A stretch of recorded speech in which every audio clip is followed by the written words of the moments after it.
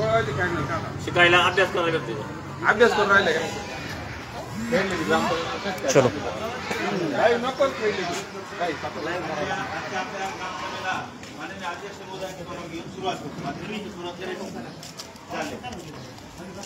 आजच्या या ग्रामसभेचा विषय असा आहे की मागील सभेची ऋतुवातून कायम करणे. आपल्या ग्रामपंचायतीची मागील ग्रामसभा जी आहे ती 15 ऑगस्ट 2025 रोजी बालविवाह प्रतिबंधक ग्रामसभा झालेली होती. त्याच्या अगोदर 24/4/2025 रोजी राष्ट्रीय पंचायत राज दिनी एक ग्रामसभा झालेली होती. तर या सभेचं इतिवृत्त जे आहे ते मागील सभेचं प्रोसिडिंग वाचून कायम करणे, वरिष्ठ कार्यालयाकडून आलेले पत्रे परिपत्रकांचे वाचन करणे व निर्णय घेणे, शासनाचे योजनेचे वैयक्तिक लाभाचे लाभार्थी निवड करणे, तलाठी कार्यालयासाठी जीप ग्रामपंचायत कार्यालय इमारत निर्लेखन करणे, माननीय आमदार निधीमधून बाजार तर परिसर कॉन्क्रिटीकरण करणे, गोदावरी डावा तटकालवा चारी क्रमांक 1 खेडले जुंगे बोरमाथा येथील मोरी पूल 2 बांधून मिळण्याबाबत, खेडले जुंगे येथे बालउद्यान मंजूर करण्याबाबत, मौजे खेडले जुंगे शिवारातील वाडी वस्त्यावर जाणाऱ्या रस्त्यांना नंबर देण्याबाबत, जिल्हा वार्षिक योजना जनसुविधा योजनेअंतर्गत स्मशानभूमीकडे जाणाऱ्या रस्ता कॉन्क्रीट करण्याबाबत, ग्रामपंचायत खेडले जुंगे राजवाडा अनुसूचित जाती व नवबौद्ध घटकाच्या वस्तीचा विकास करण्याअंतर्गत रस्ता कॉन्क्रीटीकरणाचा प्रस्ताव तयार करणे, तीर्थक्षेत्र विकास योजनेअंतर्गत नवनाथ बाबा मंदिरासमोर सभामंडप काम मंजूर करण्याबाबत आणि हे 11, 12, 13, 14 अनुसूचित जाती व नवबौद्ध घटकाचा वस्तीचा विकास करणे या संदर्भात जे काही प्रस्ताव होते हे प्रस्तावाचे सगळे ठराव आपण मागील 24/4/2025 ग्रामसभेमध्ये केले होते. सदरचं प्रोसिडिंग आपल्याला कायम करायचं आहे. कायम करायचे का? सदरचे प्रोसिडिंग कायम करणे. ठीक आहे, कायम करायचं. विषय नंबर 2 आहे PAI ऑनलाईन भरलेल्या माहितीबाबत चर्चा करणे व मंजुरी घेणे.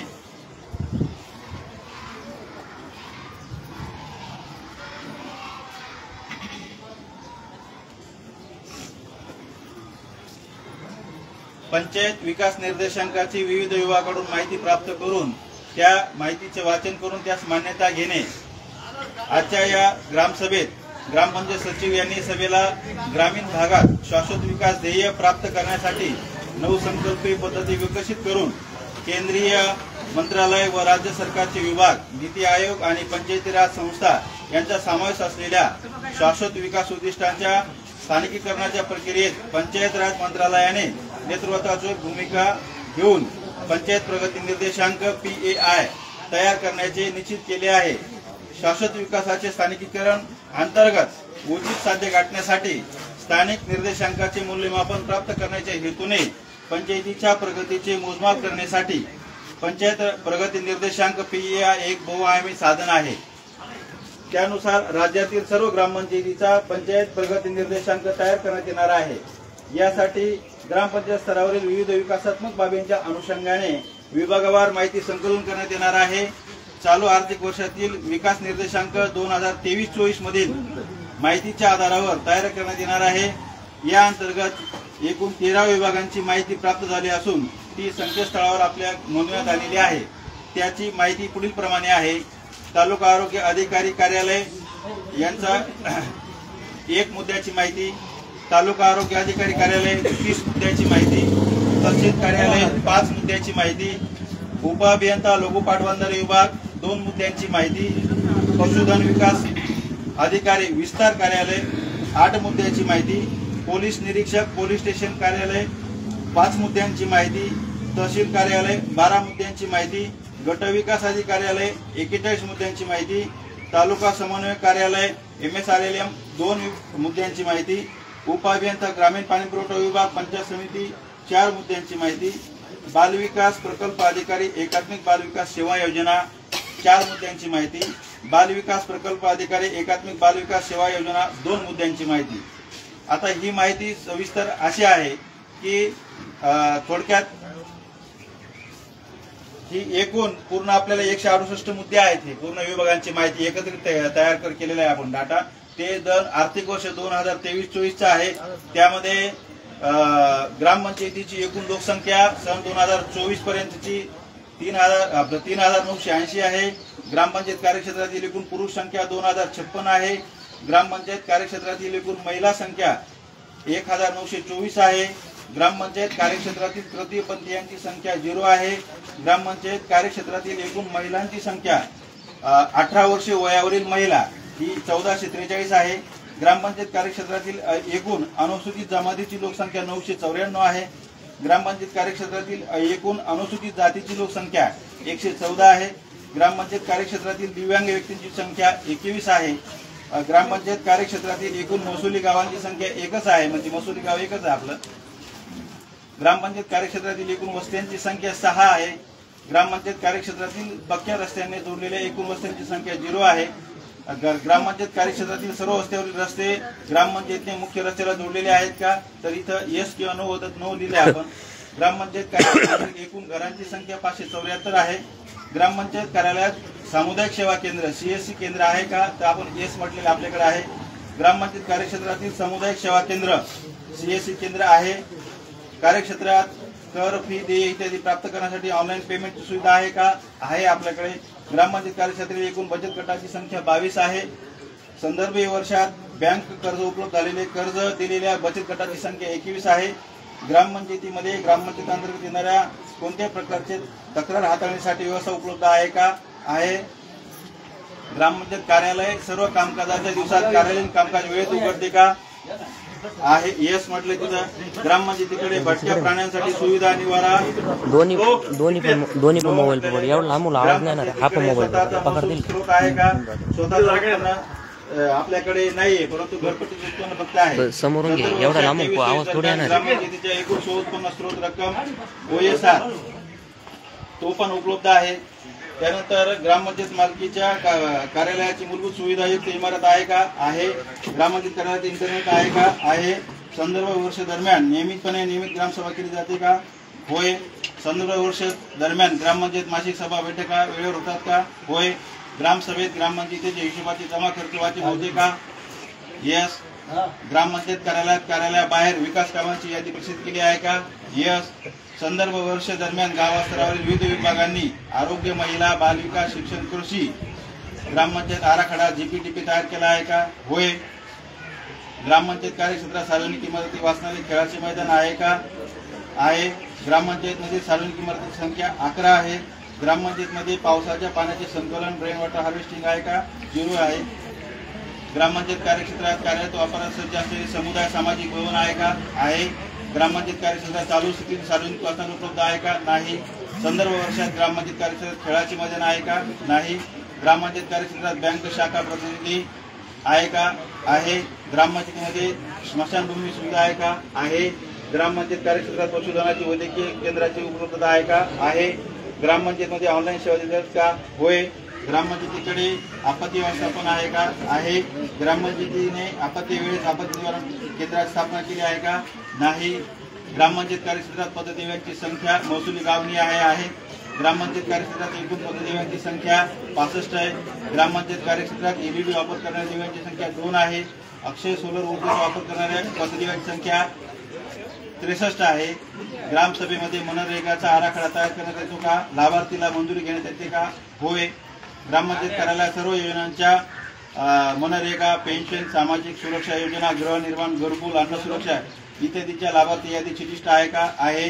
राज्य सरकारच्या दिव्यांग निवृत्ती वेतन योजनेसाठी पात्र दिव्यांग व्यक्तींची एकूण संख्या ही महसूल विभागाचा विषय आहे. राज्य सरकारच्या दिव्यांग निवृत्ती वेतन महसूलचा विषय आहे. केंद्र शासनाच्या इंदिरा गांधी राष्ट्रीय विधवा पेन्शन योजनेचे लाभार्थी 8. केंद्र शासनाच्या इंदिरा गांधी राष्ट्रीय वृद्धापकाळ निवृत्ती वेतन योजनेचे लाभार्थी 16.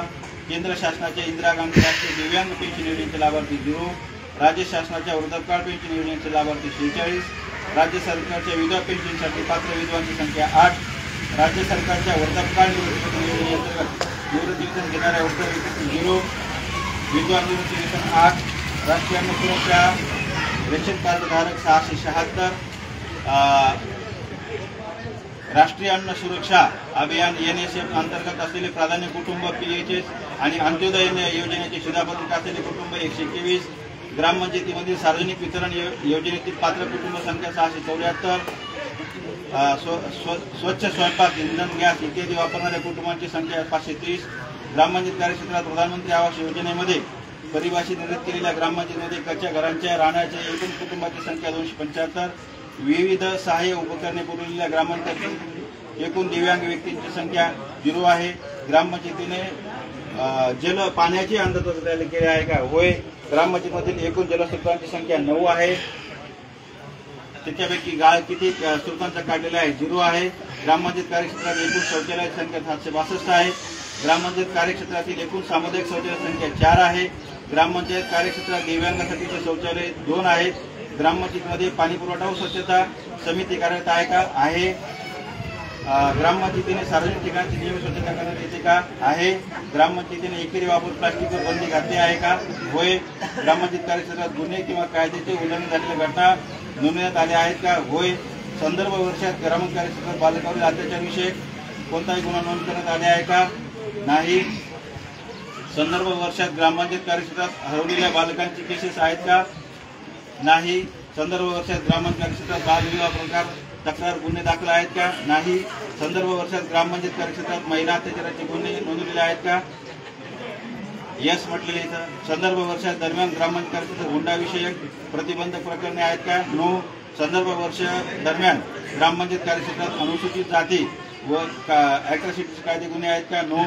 संदर्भ वर्षात ग्रामपंचायत कार्यक्षेत्रात दिव्यांग अत्याचार? नो. संदर्भ वर्षात ग्रामपंचायतीने महिला मदत केंद्र जनजागृती कार्यक्रम आयोजित केला आहे का? होय. संदर्भ वर्षात ग्रामपंचायतीचे बालविवाह विरुद्ध जनजागृती केली आहे का? होय.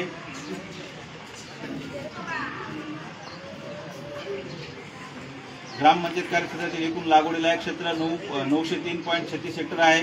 ग्रामपंचायत कार्यक्षेत्रात एकूण बागायती क्षेत्र 768 हेक्टर क्षेत्र आहे. ग्रामपंचायत कार्यक्षेत्रामध्ये रोपवाटिकाची अस्तित्वात आहेत का? नाही. ग्रामपंचायत कार्यक्षेत्रात रोपवाटिका नर्सरी असल्यास तिथं नो आहे. ग्रामपंचायत कार्यक्षेत्रात आयुष्यमान भारत आरोग्य कार्ड सुविधा उपचार उपकेंद्र आहे का? होय. ग्रामपंचायत कार्यक्षेत्रात विश्वसनीय खात्रीशीर रुग्णवाहिका सेवा उपलब्ध आहे का? नाही. ग्रामपंचायत कार्यक्षेत्रात ग्राम आरोग्य आणि पोषण दिन प्रत्येक महिना साजरा केला जातो का? हो. आरोग्य उपकेंद्रामध्ये सहाय्यक परिचारक ANM पदे मंजूर भरलेले आहेत का? इथं नाही म्हटलेले. संदर्भ वर्षात स्त्री जिवंत जन्म 26, संदर्भ वर्षात पुरुष जिवंत जन्म 34, संदर्भ वर्षात प्रसूतीपूर्व तपासणी 67, एकूण नवीन नोंदणीकृत गर्भवती महिलांपैकी पहिल्या तिमाहीची आठवड्याची नोंदणी केलेली महिलांची संख्या 67. ग्रामपंचायत कार्यक्षेत्रात 5 वर्षाखालील मुलींची संख्या 126, 5 वर्ष कमी वयाच्या रक्तक्षय असणाऱ्या अशक्त असलेल्या मुलींची संख्या 0. ग्रामपंचायत कार्यक्षेत्रामध्ये 6 ते 59 महिने वयोगटातील बालकांची संख्या 266, 6 ते 59 महिने वयोगटातील रक्तक्षय असणाऱ्या एकूण मुलांची संख्या 0. ग्रामपंचायत कार्यक्षेत्रात 12 महिनेपर्यंत वयाच्या बालकांची एकूण संख्या 16. संदर्भ वर्षात 12 महिने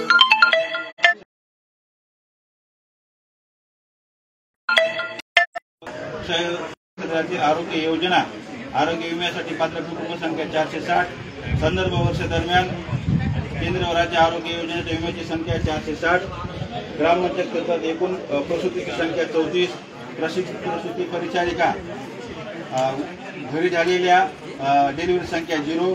संदर्भ वर्षात ग्रामपंचायत कार्यक्षेत्रातील एकूण जिवंत जन्म 60. संदर्भ वर्ष दरम्यान जिवंत जन्म दिलेल्या गर्भवती महिलांची मातांची संख्या 67. संदर्भ वर्षात त्याहून अधिक वेळा प्रसूती तपासणी 0. एकूण गरोदर महिला आणि स्तनदा मातांची संख्या 91. संदर्भ वर्षात जन्म नोंदणीच्या केलेल्या एकूण बालकांची संख्या 0. संदर्भ वर्षात 1 वर्षापेक्षा कमी वयाचे वजन अर्भक मुलींची संख्या 0 आणि संदर्भ वर्षात एकूण माता मृत्यू 0. हे असं डाटा पॉईंट पूर्ण आपल्या पंचायतीचे 2023 सालचे होते. ते आपण सर्व विभागाची ह्या 13 विभागांची माहिती संकलित करून ती आपण पंचायत राज पोर्टलला भरलेली आहे. म्हणजे याच्यावरून गावाचा निर्देशांक किती आहे हे लक्षात येऊन जातं. तर हे आपल्याला याला मंजुरी घ्यायची आहे. मंजुरी आहे ना याला? चालेल. हा विषय दुसरा झाला. आता विषय क्रमांक 3.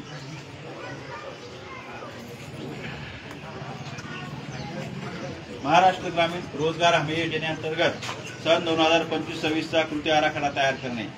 तर सन 2025-26 म्हणजे पुढच्या आर्थिक वर्षासाठी ज्या शेतकऱ्यांना वैयक्तिक लाभाच्या योजनेचा लाभ घ्यायचा असेल, फळबाग योजनेच्या लाभार्थींचा, तर त्या शेतकऱ्यांनी ग्रामपंचायतीकडे येणाऱ्या ह्या 7 दिवसाच्या आत अर्ज गट नंबर आणि अर्ज दिला तर आम्ही ह्या आराखड्यामध्ये नाव टाकून घेऊ आणि ते आराखडा आपल्याला मंजुरीला पाठवता येईल।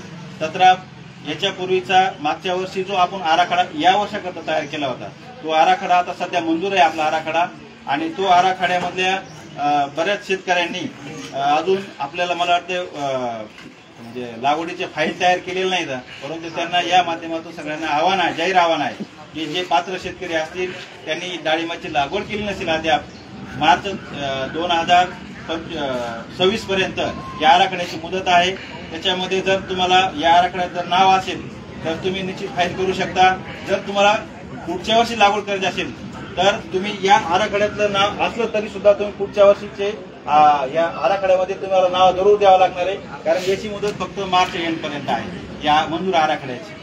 तर हे रोजगार हमी योजनेचा कृती आराखडा आपल्याला तयार करायचा आहे, त्यास मंजुरी आहे ना आपल्या सगळ्यांची? बरं। शासनाचे विविध योजनेचे लाभार्थी निवड करणे। आता जसं मी रोजगार हमीच्या लाभार्थींचं सांगितलं तसंच शासनाच्या रमाई घरकुल आवास योजना असेल, दिव्यांग बांधवांसाठी वेगवेगळ्या प्रकारच्या जिल्हा परिषद स्तरावर योजना असतात, त्या वैयक्तिक लाभाच्या योजनेचे सर्व लाभार्थी, थोडक्यात आता काल विषय वरिष्ठाकडून समजला की एसबीसी लाभार्थी आपल्या कोणी आपल्या गावात आहे का? एसबीसी मध्ये 2 जमाती येतात, मला वाटतं पोस्टी समाज येतो आणि अजून एक समाज येतो एसबीसी स्पेशल बॅकवर्ड क्लास।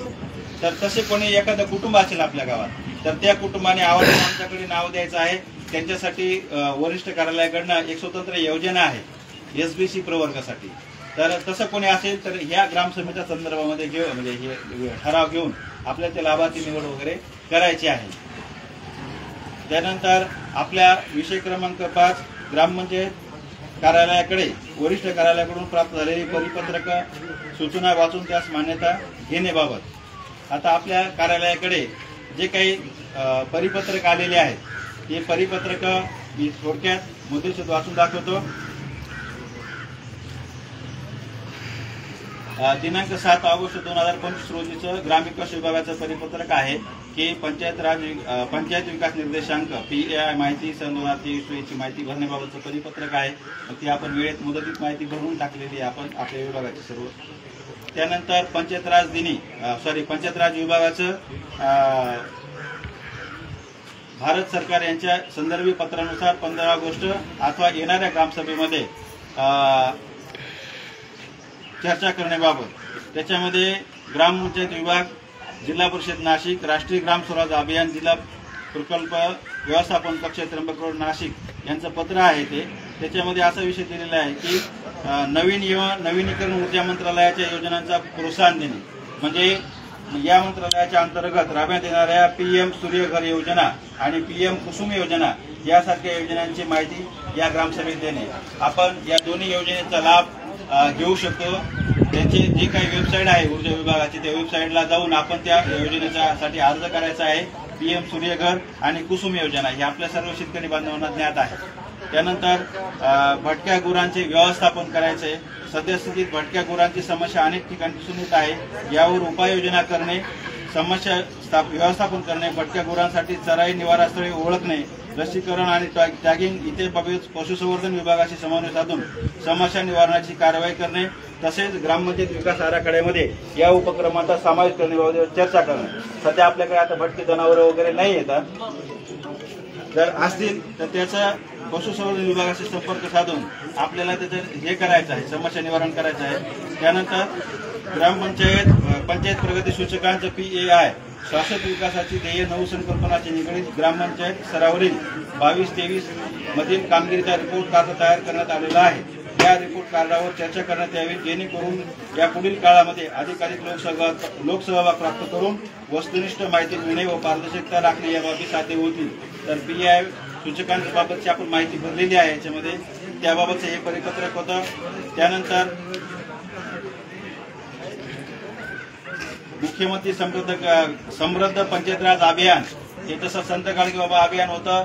त्यानंतर स्वर्गीय R.R. आबा सुंदरगाव पुरस्कार योजना होती. तसंच त्याच धर्तीवर मुख्यमंत्री महोदयांनी दिनांक 6 ऑगस्ट 2025 रोजी एक नवीन GR काढला की मुख्यमंत्री समृद्धी पंचायत राज अभियान हे जर अभियानामध्ये आपण या अभियानाच्या संदर्भामध्ये असं आहे की गावाचा सर्वांगीण विकास होण्यासाठी त्या गावाला मार्क मिळाले तर ते गाव तालुक्यात प्रथम आलं तर त्या गावाला 25 लाख रुपयाचं बक्षीस आहे. परंतु त्या गावात पायाभूत सुविधा, शिक्षणाच्या सुविधा, आरोग्याच्या सुविधा, त्याच्यानंतर ग्रामपंचायतीच्या सेवा सुविधा ह्या सगळ्या गोष्टी जर त्या म्हणजे वेळेवर दिल्या आणि त्या आर्थिक वर्षात त्या गावाचा निर्देशांक वाढला तर त्या ग्रामपंचायतीला निश्चित पुरस्कार मिळू शकतो. ही स्पर्धेचं योजना आहे. ही ते एक परिपत्रक आपलं हे मुख्यमंत्री समृद्ध पंचायत राज अभियानचं आहे. आपण या पंचायतीच्या पुरस्कारामध्ये भाग घेणार आहोत. आपले भेटले तरी आपल्या सर्वांचं मला सहकार्य अपेक्षित आहे. त्यानंतर स्वातंत्र्य दिनी विशेष सभा लावून बालविवाह रोखणे, गावात बालविवाह होऊ नये यासाठी जनजागृती करणे. त्यानंतर पतीच्या निधनानंतर रूढी व अंधश्रद्धेमुळे महिलांना जाचक असणाऱ्या प्रथा बंद करणे, जसे की पत्नीच्या कपाळावरील कुंकू पुसणे, गळ्यातील मंगळसूत्र तोडणे, हातातील बांगड्या फोडणे, पायातील जोडवी काढणे, धार्मिक कार्यक्रमामध्ये तिला प्रवेश नाकारणे यासारखी बंधने विधवा प्रथेने लादली असल्याने हे टाळून महिलांना एक व्यक्ती म्हणून त्यांचे अधिकार मिळावेत याकरता ठराव संमत करणे. हुंडाबळी, प्रत्येकाने हुंडा मागणी आणि देणे या दोन्ही गोष्टींना विरोध केला पाहिजे. संपूर्ण गावाने एकत्र येऊन हुंडा विरोधी मोहीम आखली पाहिजे. शिक्षण आणि जनजागृतीच्या माध्यमातून जनसामान्यांपर्यंत हुंडाबळीच्या दुष्परिणामाबद्दल जागरूकता केली पाहिजे. गावात हुंडाबळी होऊ नये याकरिता जनजागृती करणे आवश्यक आहे. महिलांच्या बाबतीत निगडीत प्रश्न आहेत हे म्हणून 15 ऑगस्ट दिवशी आम्ही महिलांना बोलून या विशेष सभेचं आयोजन केलं होतं बालविवाह रोखण्यासंदर्भात. आणि काही आमच्या महिला कर्मचारी आहेत त्यांना पण विशेष करून सगळ्यांना सूचना दिल्यात की आपल्या गावामध्ये कुठेही बालविवाह होता कामा नये. बालविवाह 18 वर्षीय मुलींना शिक्षणाचे धडे देण्याच्या ऐवजी ते जर बालविवाह केला त्यांचा तर तो पालकावर गुन्हा दाखल होतो. म्हणून आपण जागरूकता जास्तीत जास्त निर्माण करा आणि बालविवाह आपल्या गावात रोखले गेले पाहिजे हे या माध्यमातून आपल्याला सांगायचं आहे. त्याच्यानंतर महिलांच्या सुरक्षेसाठी वेगवेगळ्या उपाययोजना करणे म्हणजे महिलांची सुरक्षितता जिथं असेल त्या पद्धतीमध्ये त्यांची सुरक्षितता महत्वाची आहे. महिलांचा एक टीम सुद्धा तयार करायची आहे आपल्याला भविष्यामध्ये. जसं की सखी जे असतं त्या पद्धतीने आपल्याला ती सुविधा पण करायची आहे. त्या संदर्भात हे एक परिपत्रक होतं. पुण्यश्लोक अहिल्यादेवी होळकर महिला सन्मान पुरस्कार, सन्मानपत्र व सन्मान चिन्हाबाबत जे सगळ्या ग्रामपंचायतीला महिला बालविकास प्रकल्प अधिकारी निफाड आणि गटविकास अधिकारी पंचायत समिती निफाड यांनी आपल्याला परिपत्रक काढलं होतं. आपण स्वातंत्र्य दिनी 2 महिलांना हा पुरस्कार देऊन सन्मानित केलेला आहे. त्या संदर्भात एक हे होतं. त्यानंतर हा आदिशक्ती अभियान राबविण्यासाठी ग्रामस्तरीय समिती स्थापन करायची आहे आपल्याला. हा स्वतंत्र विषय सूचीमध्ये विषय आहे वेगळा. त्याचा एक परिपत्रक असा आहे की महिला बाल विकास विभागाकडील शासन निर्णय क्रमांक आदिशक्ती 2025 प्रकरण 15/10/22/2025 चे या परिपत्रकाने आपल्याला ती आदिशक्ती अभियानाची ग्रामस्तरीय समिती स्थापन करायची आहे.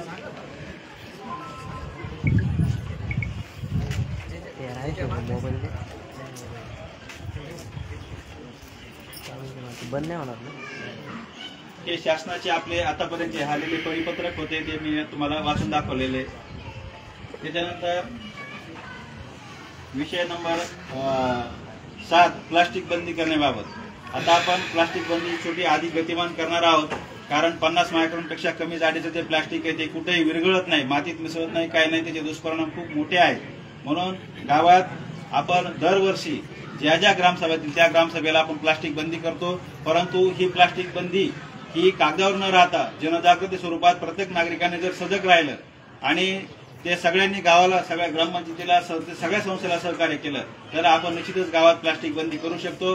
त्याचं आपण प्रथमतः जे काही लोक प्लास्टिक बाळगतात, प्लास्टिक बॅग बाळगतात त्यांना सगळ्यांना थोडक्यात पूल देऊन त्यांना अगोदर सांगायचं की बाबांनो हे प्लास्टिक तुम्ही कमी करा, तुम्ही वापरू नका. प्लास्टिक कागदी पिशवी वापरा किंवा कापडी पिशवी वापरा. हे प्लास्टिक बंदी करायची आहे. आणि मला इथं जे काही कोणी जमले असतील, हॉटेल व्यावसायिक असतील, दुकानदार असतील, किराणा दुकानं असतील, धंदेवाईक असतील कोणी, किंवा बाजारात हंगामी स्वरूपात बाजारात बसणारे जे काही विक्रेते असतील, त्या सगळ्यांना विनंती करायची की हे प्लास्टिक कधीही वापरू नका. कधीच म्हणजे प्लास्टिकमुळे म्हणजे हे होत नाही, विरघळत नाही जमिनीत, काय नाही, तिथे दुष्परिणाम खूप मोठे येतं. जसं हे प्रदूषण जमिनीवरचं प्लास्टिक आहे तसं नदीत सुद्धा जलप्रदूषण सुद्धा आहे मोठ्या प्रमाणात. तर ते सुद्धा आपण नदीमध्ये सुद्धा जलप्रदूषण केलं नाही पाहिजे. आणि हे प्लास्टिक बंदीचा ठराव आपल्याला आज ग्रामसभेत घ्यायचा आहे, तो आपण सगळ्यांनी मंजूर करायचा. ठराव मंजूर सगळ्यांचं. आदिशक्ती अभियान राबविण्यासाठी ग्रामस्तरीय समिती स्थापन करण्याबाबत आताच विषय झाला होता तो. आदिशक्ती समिती जी आहे ती समितीचे पदसिद्ध सदस्य जे आहेत ते मी तुम्हाला वाचून दाखवतो आणि ते एक एक मला नावं द्या. म्हणजे आदिशक्ती समिती आपल्याला स्थापन करायची आहे. ग्रामसभेने निवडलेले महिला प्रतिनिधी हे अध्यक्ष असतील आदिशक्ती समितीचे. त्यानंतर महिला आणि बालविकास क्षेत्रात सक्रिय असलेले पुरुष प्रतिनिधी या समितीचे अध्यक्ष राहतील. पुरुष प्रतिनिधी सामाजिक क्षेत्रातील जे काही एखादा नागरिक असतील ते सामाजिक क्षेत्रातील पुरुष प्रतिनिधी या समितीचे सदस्य राहतील. आशा स्वयंसेविका या समितीचे सदस्य राहतील. महिला शिक्षिका, महिला तलाठी, महिला पोलीस पाटील जर कोणी याच्यापैकी असेल तर त्या पण या समितीचे सदस्य राहतील. ग्रामविकास अधिकारी, ग्रामपंचायत अधिकारी या समितीचे सदस्य राहतील. पोलीस पाटील या समितीचे सदस्य राहतील आणि अंगणवाडी सेविका या समितीची सदस्य सचिव असेल. तर हे आपल्याला याच्या ग्रामसभेमध्ये आपल्याला ते नावं देऊन ते ठराव सर्वांमध्ये मंजूर करायचं आहे. तर ग्रामसभेने निवडलेले महिला प्रतिनिधी जर एखादं नाव सांगितलं तर मी इथे नाव लिहू शकतो, म्हणजे आपल्याला तो ठराव करून घ्यायला.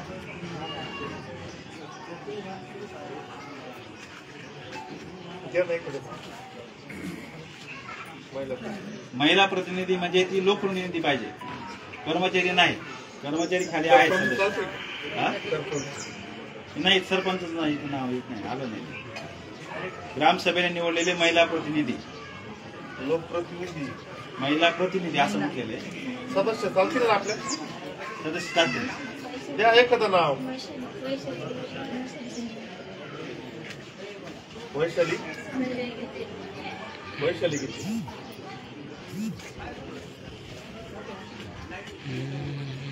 पुरुष प्रतिनिधी, महिला व बालविकास क्षेत्रात सक्रिय असणारे पुरुष प्रतिनिधी.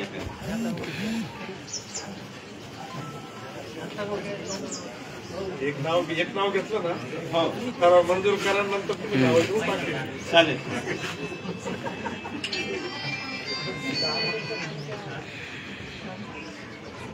ठीक आहे. ही आपल्या आदिशक्ती समिती स्थापन करायची ठराव मंजूर. चालू करू भाऊ.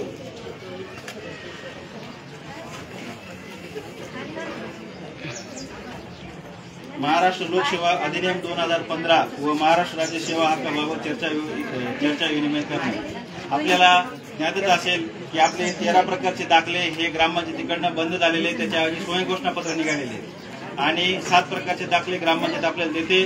विहित मुदतीत अर्ज केला अथवा तोंडी जरी सूचना आम्हाला दिली तरी आम्ही जे दाखले देय आहे ते आपल्याला सगळ्यांना ज्ञातच आहे, माहितीच आहे. आम्ही तुम्हाला सगळ्यांना दाखले देतो आणि वेळेवर जर दाखला नाही मिळाला तर त्या कर्मचाऱ्यांना तुमची कारवाईसाठी तो कर्मचारी पात्र राहतो. मग तुमचा विभाग एकच नाही, हा ग्रामपंचायत विभागच नाही, तर सगळे कर्मचारी जे आहेत सगळ्या विभागाचे असतील त्या विभागासाठी हे जो शासनाने जे काही परिपत्र कायदा केलेला आहे तो कायदा सगळ्यांना लागू आहे.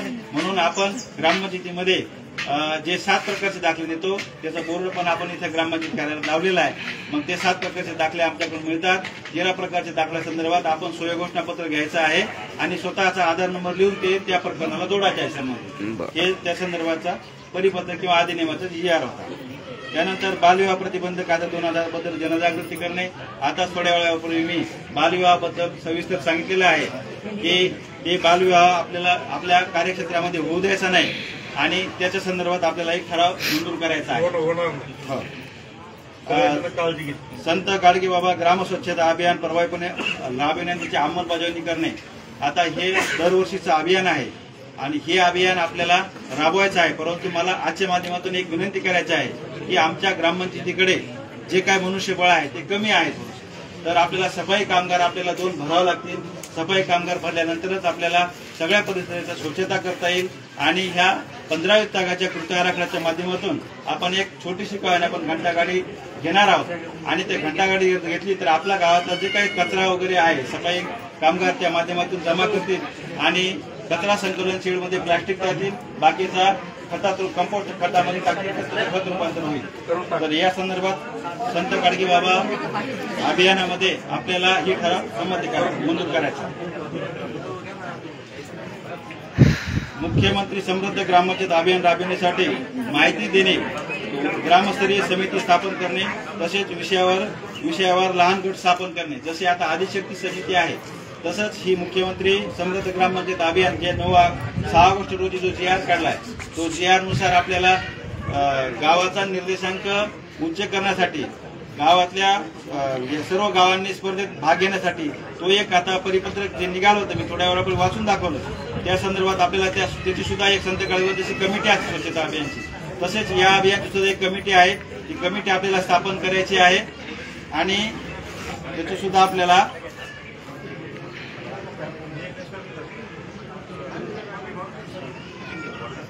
मुख्यमंत्री समृद्ध पंचायत राज अभियान जसं संत गाडगे बाबा ग्राम स्वच्छता अभियान आहे तसं या सुद्धा अभियानाची एक कमिटी स्थापन करायची आहे। त्या कमिटी जिल्हा स्तरावर, तालुका स्तरावर आणि गाव पातळीवर सुद्धा आहे, ती पण कमिटी आपल्याला स्थापन करायची आहे। त्या समितीचे सदस्य कोण राहतील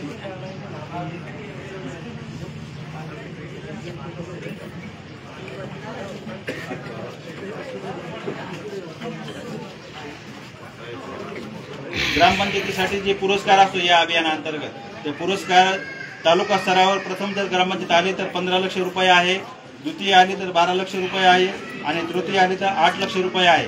पण ह्या सर्व सविस्तर कामांचं आणि केलेल्या श्रमदानाचं, लोकवर्गणीचं म्हणजे इतर संस्थांचं सुद्धा हे सगळ्याच 50 लाख रुपये आहे, द्वितीय 30 लाख रुपये आहे आणि तृतीय 20 लाख रुपये आहे। तर हे आपल्याला या ग्रामपंचायतीमध्ये आपण या अभियानामध्ये भाग घेऊ, गावाचं सहकार्य आपल्याला। ग्रामपंचायत खेडले जुंगी क्षेत्रातील रस्त्यांची फाईल जिल्हा परिषद नंबरिंगसाठी प्रस्ताव तयार करणे हा एक विषय आपला महत्वाचा आणि जिव्हाळ्याचा विषय होता की आपल्या शिवरात्री बोर्ड मीटिंगमध्ये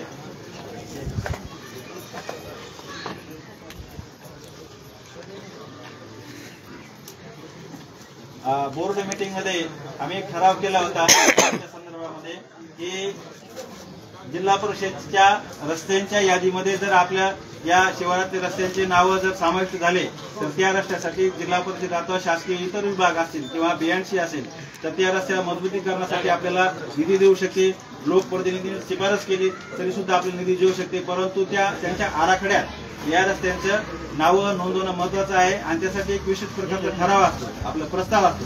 तो प्रस्ताव आम्ही याचा बांधकाम विभाग, इमारत उद्योग पंचायत समिती विभागाकडून त्या प्रस्तावाचा नमुना घेतलेला आहे। आता ह्या पूर्ण रस्त्यांची स्वतंत्र एक फाईल तयार करून त्याच्यानंतर त्याला 100 रुपयाचं स्टॅम्प पेपर म्हणजे प्रतिज्ञापत्र म्हणजे रस्त्याची डावी बाजू आणि उजवी बाजूचे सर्व शेतकरी असतील त्या शेतकऱ्यांचं संमतीपत्र त्यांच्यावर सह्या घेणं ही आपल्याला ज्या त्या शिवारातील जे रस्ते असतील त्या एखाद्या लोकप्रतिनिधींना ती फाईल आम्ही त्यांच्याकडे सुपूर्द करू तयार करून मग त्यांनी फक्त तेवढं सह्या घेणं हे खूप महत्वाचं काम आहे। बाकीचे कागदपत्र ग्रामपंचायतीचे जे काही असेल ठराव लागत असेल त्याच्यानंतर मालाने महसूल घेऊ, परंतु हे जे काही रस्ते आहेत त्याला 2 फूट रस्ता 2 फूट जमीन जाऊ द्या 3 फूट जाऊ द्या पण सगळ्यांसाठी रस्ता हे खूप आवश्यक आहे। कारण आताच आपण हे जे अभियान निघालं होतं शिवार बांधण रस्ते खुले करण्याबाबत त्याचा अनुभव आपण घेतोय की किती ठिकाणी रस्ते चांगले झाले।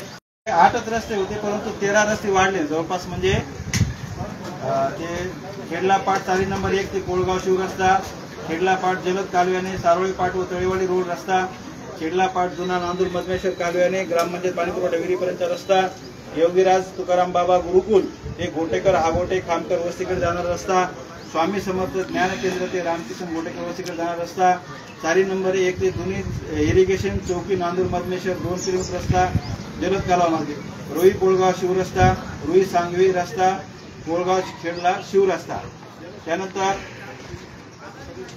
खेडले धारणगाव व खेडले शिव रस्ता, खेडला फाट ते शंकर गीते वस्ती एक्सप्रेस कॅनल मार्गे रस्ता, चंद्रभान रघुनाथ गीते वस्ती ते माणिक दामोदर गीते वस्ती रस्ता, वसंत नतू गीते ते आनंदा दामोदर शिरसाट वस्ती रस्ता, मारुती बोर्डे वस्ती ते 4 नंबर 3 ने कोळगाव रस्ता. हे 13 प्रकारचे रस्ते आहेत आणि 13 फाईल अजून एखादा राहिला होता तो ऍड तो हे ऍड करून घेऊ आणि त्याचा आम्ही प्रस्ताव फाईल तयार करून घेऊ.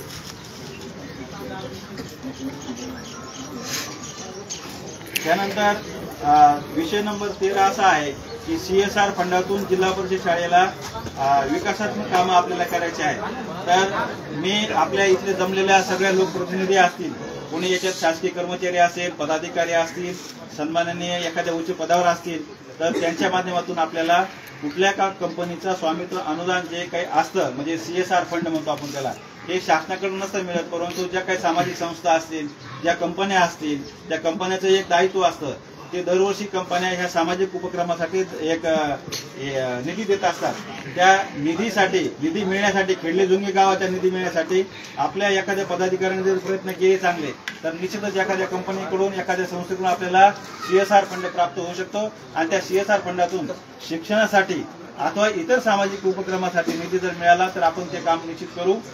तर हे या माध्यमातून आपल्याला जिल्हा परिषद शाळेसाठी काही करता आलं ते सुद्धा आपण करणार आहोत आणि त्याच्या संदर्भात जे काही ठराव लागतील ते ठराव आपल्या या आजच्या ग्रामसभेत आपल्याला मंजूर करायचे आहे. त्यानंतर जन्म मृत्यू विवाह नोंदी करण्यासाठी आवश्यक कागदपत्रांवर अर्ज करणे. बऱ्याच वेळेला जन्म नोंद ही 21 दिवसाच्या आत व्हायला पाहिजे, तसे आपले ANM रजिस्टर आपल्याकडे 21 दिवसाच्या आत येतं, त्याच्यामुळे आपण जन्म नोंद करतो.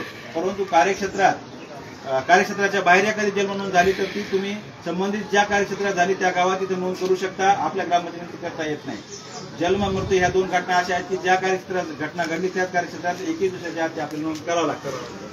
त्याच्यानंतर विवाहाच्या बाबतीमध्ये विवाह नोंद करण्यासाठी बरेच मंडळी आता विवाह नोंद करण्यासाठी प्रस्ताव घेऊन येते आणि आता ती काळाची गरज झालेली, कोणाला आधार कार्ड अपडेट करायचं असतं, कोणाला बँकेत क्षेत्रात लागत असतं, तर त्याच्यासाठी वर वधू हे येणं आवश्यकच आहे आपल्या कार्यालयात. 3 साक्षीदार का त्यांच्या सह्या रजिस्टरवर लागतात.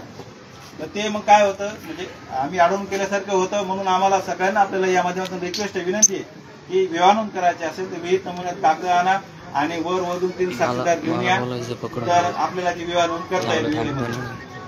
मोबाईल फोन आलो. त्यानंतर ऐनवेळी येणारे नागरिक मुख्यतः म्हणजे पाण्याचे जलकुंभ आहे ना, ESR म्हणजे उंच पाहिजे, ते असताना GSR म्हणजे भूमिगत केले गेलेले. हे आता आपल्या डोळ्यासमोर झालेले. तुम्ही काळावरती जर बघाल ना, यांनी ते जलकुंभ खाली बांधून ठेवले आणि पाईपलाईन 4 इंची आणि ती 2 किलोमीटर फिरवली. म्हणजे ते 10,000 लिटर पाणी ना त्या पाईपमध्येच जातं. घरात येईल कसं? आता हा भ्रष्टाचार झालाय, आपण डोळ्यासमोर आपल्याला हे दिसतंय. तर मग आता जिल्हा परिषद CO असतील किंवा BDO वगैरे याच्यातले कोण असतील ना, ज्यांच्याकडून चुका झाल्या यांच्यावर फौजदारी गुन्हे पण झाले पाहिजे अशोक भाऊ, आणि की चौकशी या योजनेची लागली पाहिजे. योजना छोटी नाही म्हणजे हलक्यात घेऊन चालणार नाही. जलस्वराज्य योजना ज्यावेळेस मागच्या वेळेस आली ते पण पाणी गावाला काही मिळालं नाही, त्याची चौकशी लावली. त्यावेळेस अधिकारी आले, सगळे आले, तर त्यांनी आमच्या समोर सगळा हिशोब मांडला. नाही म्हणे तुमच्या आरोपांमध्ये तथ्य आहे, पण ना योजनेचा कालावधी संपलाय म्हणे, आता आपण काही करू शकत नाही. आता ही तर योजना आत्ताच पूर्ण झाली. साहेब कुठपर्यंत आली योजनेचं काम? योजना पूर्ण झाली, सह्या वगैरे झाली तुमच्या? हो, आम्ही रात्री दिली त्यांना आणि जशी कागद आहे त्यांच्याकडे 1 वर्षापर्यंत दिली. जे काही तुटू झालं आम्ही त्यांना फोन करतो, बोलून घेतो. आणि तुटफूटचा विषयच नाही, इथं पाणीच नाही आलं ना कारण तुटफूट काहीच नाही त्याच्यात. नाही पण मग पाणी तर आहे ना. तुमचं मुख्य तक्रार म्हणजे पाणी मिळत नाही. हा, पाणी मिळत नाही, घरापर्यंत पाणीच नाही पोहोचलं. तसं तुम्हाला जर काही संशय असेल तर तुम्ही जाऊन बघू शकता मळ्यांमध्ये. आणि विषय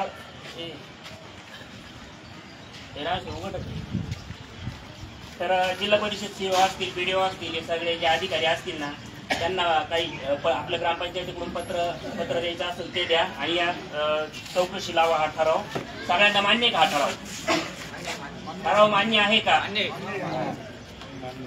आता गावाचा कारभार कशा पद्धतीने चालतो, चांगला का वाईट, हे आपल्याला पाहिजे. अजून आपल्याला माहित नाही, आपण आरोप पण नाही केले गावाच्या कारभारावरती.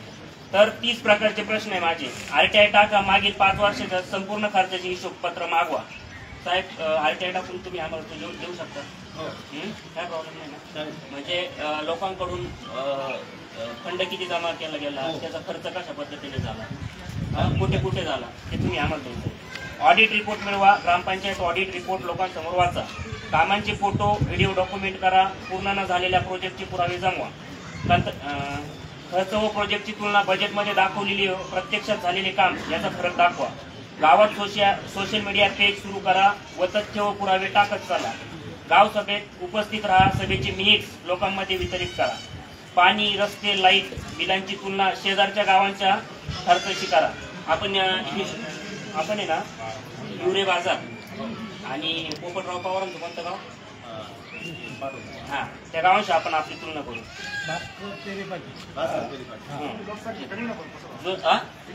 हा ठीक आहे ना, बघून घेऊ ना. ते दोनच गावं नाही, अशी खूप सारे गाव. राळेगण सिद्धी पण आहे आपलं गाव, त्या गावांची तुलना आपण करू. जुन्या व नवीन कामांचे सॅटेलाइट फोटो वापरा. गुगल अर्थ वरून बदल दाखवा. अधिकाऱ्यांचे पगार व सुविधा उघड करा. किती खर्च होतोय हे सांगा. योजना मंजुरांच्या तारखा मिळवा. कमी मंजूर झालं, कधी काम सुरू झालं ते तपासा. सप्लायरच्या बिलांचे फोटो टाका. मार्केटपेक्षा जास्त दर दाखवा. अनधिकृत बांधकामांची यादी बनवा आणि कोणत्या संरक्षणाखाली आहे ते दाखवा. शाळा अंगणवाडी सुविधांचा अहवाल तयार करा. प्रत्यक्ष स्थितीचे फोटो दाखवा. आरोग्य केंद्र तपासा. डॉक्टर, औषधं, सुविधा आहेत का ते नोंदवा. गावातील टॅक्स रेकॉर्ड तपासा. कोण टॅक्स भरत नाही तरी संरक्षण मिळतंय. तक्रारींची यादी मिळवा. त्या सोडवल्या आहे का ते बघा. ग्रामपंचायतीच्या अधिकृत नोटीस बोर्डचे फोटो काढा. काही माहिती जाणीवपूर्वक न दाखवलेली असेल तर ते उघड करा. प्रत्येक योजनेतील लाभार्थ्यांची लिस्ट मिळवा. खऱ्या लाभार्थ्यांशी बोला. कंत्राटदारांचे रजिस्ट्रेशन तपासा. ते वैध आहे का. कामांच्या टेंडर जाहिरातींच्या तारखा जतन करा. शॉर्ट नोटीस टाकून सेटिंग होत आहे का ते दाखवा. ग्रामपंचायतीच्या मालमत्तेची यादी बनवा. गायब मालमत्ता दाखवा. गावातील सीसीटीव्ही फुटेज मागवा. पैसे खर्च झाले व कॅमेरे चालक आहे का ते दाखवा. आपण कॅमेरे लावले पुढे. मीडिया कव्हरेज मिळवा. लोकल रिपोर्टर्सला पुरावे देऊन बातमी करा. रिपोर्टर आहे. ग्रामपंचायतीच्या वाहनांचा किलोमीटर रेकॉर्ड तपासा. डिझेल चोरी व फेक रनिंग दाखवून पैसे खाली. गावाच्या हद्दीत सरकारी जमिनीवर कब्जा तपासा. ग्रामपंचायत सोबत संगनमताने जमीन बेकायदा वापर. गावातील मोठ्या इव्हेंटचे खर्च तपासा. सांस्कृतिक कार्यक्रमांच्या नावाखाली पर्सनल खर्च. पाणी पुरवठ्याचं पंप स्टेशन तपासा. मोटर चालू आहे का, पाणी पुरेसं आहे का, ती फक्त बिलं बनवली गेली आहेत. कंत्राटदारांच्या जीएसटी आणि पॅन तपासा. एकच कुटुंबातल्या लोकांना वेगवेगळ्या नावांनी टेंडर दिलेले गेलेले आहेत का. साहेब आता हे सगळे प्रश्न आहे. हे सगळे प्रश्न मी तुम्हाला प्रिंट तुम्हाला देतो आणि एक आम्ही ही माहिती मागवतो. तुम्ही आम्हाला ही माहिती द्यावी. एवढे बोलून थांबतो. धन्यवाद. काय प्रश्न आहे का? हा आहे ना साहेब. आपलं ते तुम्हाला दोन मुद्दे सांगेल ते सांगा. बोला मग पुढे. ग्रामपंचायतीनं हरित महाराष्ट्र या योजनेसाठी जंगली झाडं लावायसाठी ठराव द्यावा. रस्त्याच्या कडेला सगळ्या वाटा गावातल्या शिवारात ते भाऊसाहेबांनी दाखवलं तुम्हाला साहेब. काळे भाऊसाहेब परवा सगळ्या रस्त्यात जंगली झाडे लावायसाठी परवानगी मिळाली. मंजूर.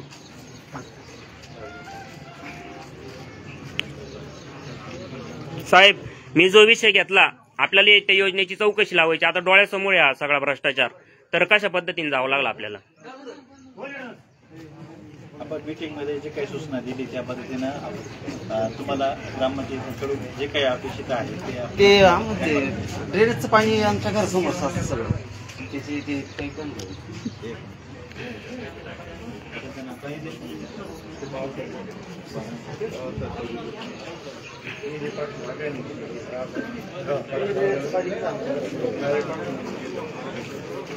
झाली ग्रामसभा झाली वाटतं.